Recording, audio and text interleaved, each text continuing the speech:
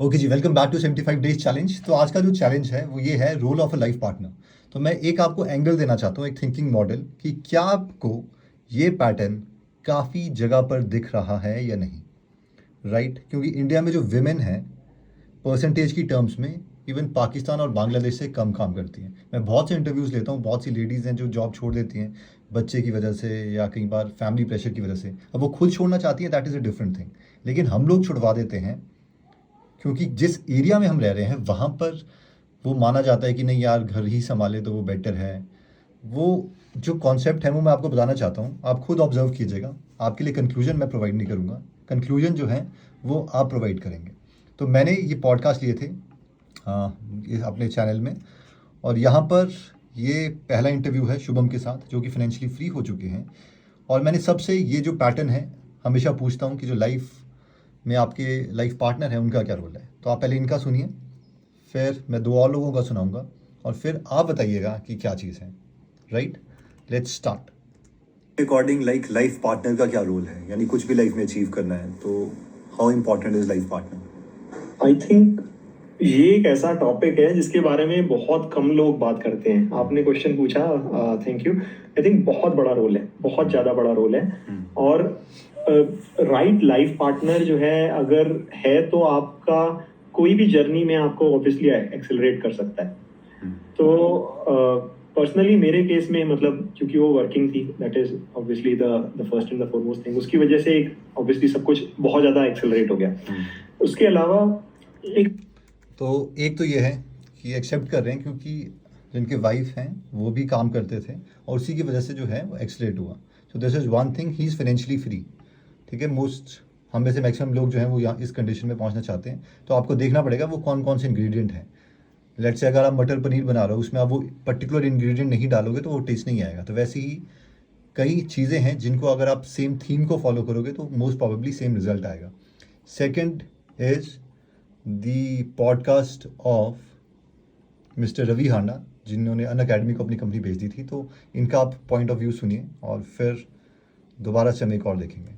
Question है कि what is the role of a life partner, मतलब फाइनेंशियल फ्रीडम में और like as a whole. Financial freedom के अंदर तो यार बहुत ज़्यादा ज़रूरी है ये। तो if they are earning, they contribute to you in various ways, not just actual money contribution, the amount of stability that gives you कि मान लो यार खुदा ना खास्ता कि अच्छा हाँ मैं कुछ एक्सपेरिमेंट कर रहा हूँ, मेरा धंधा फेल हो गया, तो वो धंधा जो है वहाँ से नौकरी से दूसरा वाला पार्टनर जो है तुमको कमा के खिला लेगा, तुम भूखा नहीं मरोगे। The second thing is that a lot of your confidence about money management comes in कि अच्छा हाँ भाई there is someone जिससे मैं बात कर रहा हूँ, जो कि सुन रहा है, समझ रहा है। ये सेकंड, अब आप यहाँ पर भी देखोगे कि ऑब्वियसली ही एक्सेप्ट कि इनकी वाइफ जो है वो सीए थी, और एक बाउंस बैक मिल जाता है ऑप्शन कि यार अगर मैं कुछ हो गया तो वो जो है वो संभाल लेगी, या फिर मतलब कुछ भी हो गया, लाइक आपको कल को पैरालिसिस हो सकता है, हमें क्या पता क्या हो जाए। राइट, उस टाइम पे आपको लगेगा कि यार ये बहुत बड़ा डिसीजन था लाइफ का जो आपने अच्छे तरीके से ले लिया, क्योंकि ऑलमोस्ट डबल हो जाती है। अगर आप नॉर्मल मैथमेटिक्स भी चलो तो आपको ये सवाल पता होगा, बचपन में भी सिखाते थे कि दो लोग अगर 4 दिन में काम करें तो 4 लोग जब मिलेंगे तो कितना टाइम लगेगा। तो वो जो अगर लोग डबल हो गए तो अमाउंट ऑफ टाइम जो है वो हाफ हो जाएगा। तो वैसे ही है कि अगर यहाँ पे 2 लोग हो गए तो जो आपका भी अमाउंट ऑफ टाइम है फाइनेंशियल फ्रीडम का एज अ होल फैमिली, वो हाफ हो जाएगा। और ये चीज़ जो है आप समझ सकते हो, कॉन्फिडेंस आ जाता है। और अगर आपका पार्टनर जो है वो भी आपके तरह ब्रेन, उनका माइंडसेट है, तो सेम चीज़ों में आप बात कर सकते हो, और कोई और जो है आपका लाइफ पार्टनर के अलावा वो उतना आपको नहीं पुश करेगा गोल की तरफ, क्योंकि आप लोगों की जो गोल्स हैं वो अलाइंड है, वो विन विन सिचुएशन है। बाकी फ्रेंड्स वगैरह भी हैं, वो हो सकता है थोड़ा बहुत जेलिसी करें, but your life partner can help you with that. तो सेम पैटर्न आई होप आप यहाँ पर भी देख रहे होंगे। And third is here of Vinay, जिनके लाइफ पार्टनर हैं। इनका भी जो पॉडकास्ट लिया था, इनकी कंपनी है एंटीनो करके, जो कि 40 CR पर ईयर का रेवेन्यू कर रही है और बहुत तेज़ी से ग्रो कर रहे हैं। तो आप इनका भी पॉइंट ऑफ व्यू सुनिए। इनका इनडायरेक्टली है कि जो इनकी वाइफ है वो इनको हायरिंग वगैरह में हेल्प करती है और एक्टिवली इनकी कंपनी में काम कर रही है। तो looking to growth side. Okay, so +2 जो था, +2 में 2 लोग हैं, 1 person is Arka. So we have one more sister company which is the golden flitch. So golden flitch, so Arka is, and that is Entino sister company. So Arka is CEO of Golden Flitch. He is also part of the Entino board. तो एक तरह से office में आप बोलो तो अर्का अर्का ये and- कौन है, लाइक वो भी फ्रेंड है हाँ, उनके?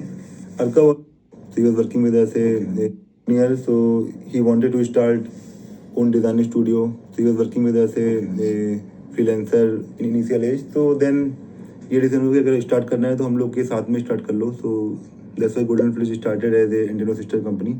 So Arka is leading the Golden Flitch. And the fifth one is my wife Gayatri. So she's also there from like first year. So she's taking care of all the HR side, HR and hiring. Because IT में recruitment बहुत important होता है, तो recruitment and HR ops she's taking care. So that's why I say the three, me, Rajesh and Radhakant, three co-founder. Then plus two are Gayatri and Arka.